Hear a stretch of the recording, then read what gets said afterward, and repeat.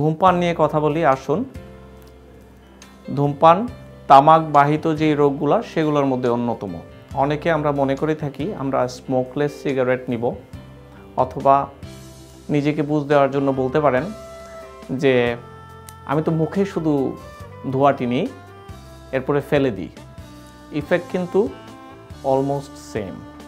নিজেকে বোঝানোর জন্য এই সমস্ত যে যুক্তি আমরা ব্যবহার করি এটি মনে হয় ঠিক নেই। ধূমপানের যে ইফেক্ট এটি সারা শরীরে প্রত্যেকটি অঙ্গেই কম বেশি আমরা দেখতে পাই। সেটি ব্রেইনে বলুন, মুখ্য গহ্বরে বলুন, খাদ্যনালীতে বলুন, স্টমাকে বলুন, লাংসে তো আছেই, ফুসফুসে, ব্লাডার ক্যান্সার থেকে শুরু করে অগ্নাশয় ক্যান্সার, এরকম অনেক, যেমন অস্টিওপোরোসিস, হাড্ডির উপরও ইফেক্ট। সো বডিতে এমন কোনো অঙ্গ নেই যেখানে ধূমপান আপনাকে এফেক্ট করবে না। আবার কিছু কিছু ক্ষেত্রে দেখা যায় যে এটি চিকিৎসায়ও ব্যাঘাত ঘটায়। রেডিয়েশন থেরাপিতে দেখা যায় যে রেডিয়েশন থেরাপির ইফেক্ট কমে আসে ধূমপানের কারণে। আবার অনেকের ক্ষেত্রে দেখা যায় যে আপনার নাকের যে গন্ধ নেওয়ার ক্যাপাসিটি সেটিও কমে আসে ধূমপানের কারণে। একটি গবেষণায় দেখা গিয়েছে ধূমপায়ীরা অধূমপায়ীদের চেয়ে 5 থেকে 7 বছর কম বাঁচে।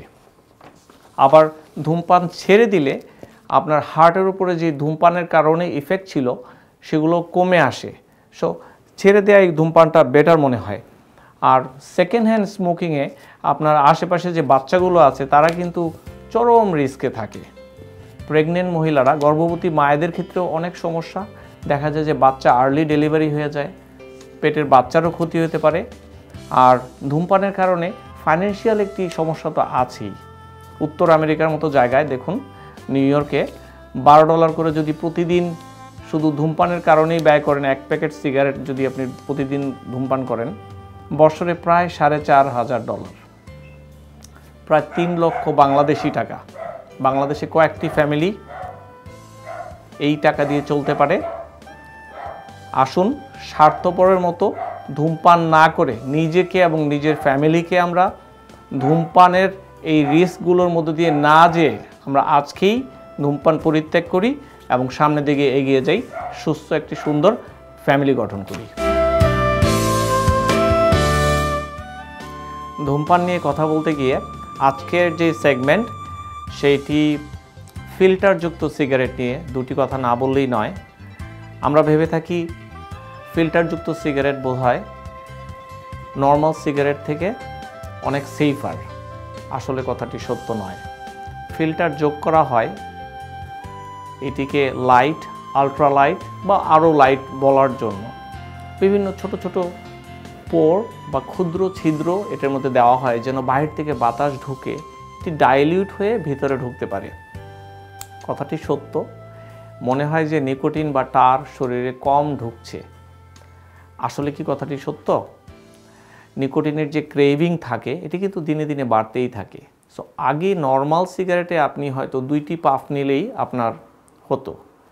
দেখা যাচ্ছে যে এই সমস্ত সিগারেটগুলোর ক্ষেত্রে আপনাকে সেই পরিমাণ নিকোটিন ম্যানেজ করতে হলে, বডিকে বুঝাতে হলে আপনি আরও অনেক বেশি পাফ নিচ্ছেন। তাতে কিন্তু টার বেশি ঢুকছে। আর তাছাড়া যেই ফিল্টারটি পুরোপুরি আপনাকে প্রোটেক্ট করার জন্য লিপের ভিতরে থাকার কথা ছিল, সেক্ষেত্রে দেখা যায় অর্ধেক বাইরে অর্ধেক ভিতরে। আপনি আশা করছেন আপনাকে প্রোটেক্ট করবে, আসলে কিন্তু নয়। সো নর্মাল যেই সিগারেট আর ফিল্টারযুক্ত সিগারেট এটির যে পার্শ্ব প্রতিক্রিয়া খুব বেশি ডিফার করছে না। সো ধূমপান এটি যেই ফরম্যাটেই হোক আসলেই ক্ষতিকর শরীর। সিগার নিয়ে কথা বলি আসুন। অনেকে ভাবতে পারেন আমি সিগার স্মোক করি, আমি সিগারেট বা ধূমপান করি না। আসলে ভিতরের যেই কেমিক্যাল জিনিসগুলো এগুলো কিন্তু একই, একটু ডিফারেন্টভাবে তৈরি করা হয়েছে। আমরা ভাবছি যে সিগার বোধহয় আরেকটু সেফার। একই রকমের সাইড ইফেক্ট, মুখগহ্বরে ক্যান্সার, খাদ্যনালীতে ক্যান্সার, ফুসফুসে ক্যান্সার, বিভিন্ন বডির অন্যান্য অংশের যে সাইড ইফেক্টগুলো ধূমপান থেকে আমরা পেয়ে থাকি, সিগারেট স্মোকিংয়ে একই রকমের সাইড ইফেক্ট। সো আপনার ভাববার কোনো কারণ নেই যে সিগারেট স্মোকিং আপনি করছেন যেটি ধূমপান থেকে সেফার। একই রকমের ক্ষতিকর সিগারও।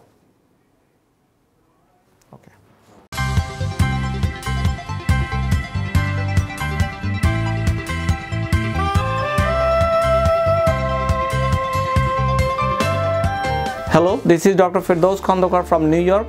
আশা করছি স্বাস্থ্য বিষয়ক এই আলোচনাটুকু আপনার সাহায্যে আসবে। আশা করি ভালো লেগেছে। যদি ভালো লেগে থাকে এই চ্যানেলটি সাবস্ক্রাইব করুন এবং এইভাবেই আশা করি আমরা আপনার সেবা করে